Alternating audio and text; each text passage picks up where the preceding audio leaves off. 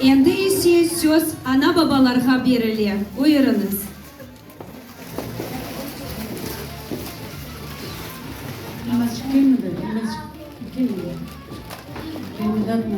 Biz sizden o kadar seviyoruz. Elmaçık Tünev'in gece bir şiir siz için ezberledi. Lütfen dinleyin.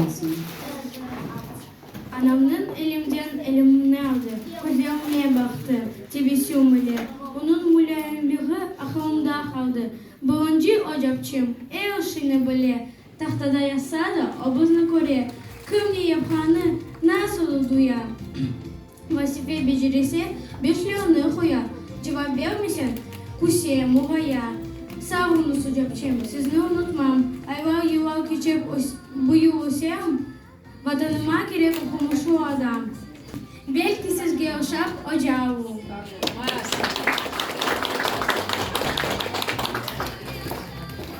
Ocak tek zinat değil. Ocak ruhi aldır. Bu balalarımızın yüreğinde bilgi ateşini yakkan tek okumağa ve yazmağa değil de insan olmağa öğretken insandır. Saygılı hocamız, sevimli Lilamidatovna, sanki Dan Tünev'in bizim balacıklarımız, bu küçükene balacıklarımız birinci sınıfta geldiler. Ama artık 4 yıl geçti. Siz bizim balalarımızga dostlukna, birbirimizge, birbirlerine hürmet etmekne ve sabırlı olmakna öğrettiniz. Sizin sınırsız sabrınız ve sıcaklığınız sayesinde bugün bizim oğumuzda, özlerinde emin talebeler dura.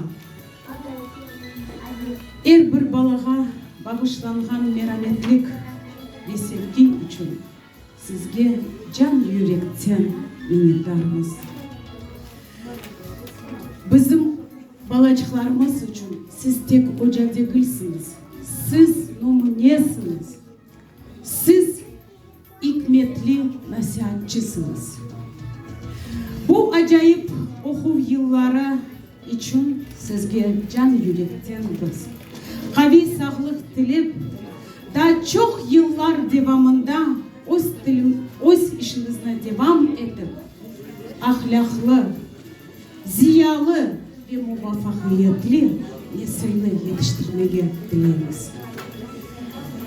Eminim talebelerimizge aşıladığınız bilgiler ilerimizde vatanımız için gerekli insanlarını yetiştirir.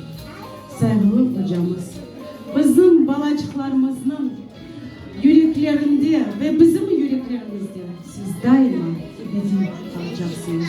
Çok sağ olun Lilamidatovna. Biz sizni can yürekten severiz. Çok sağ olun. Bütün ana babalarının adından sağ olun severiz.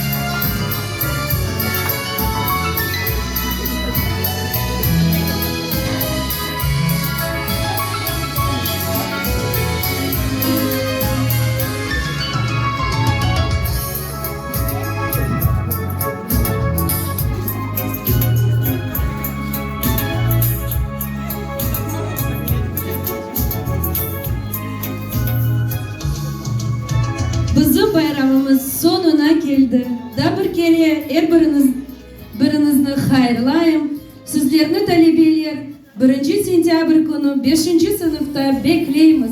Bayramınız hayırlı olsun.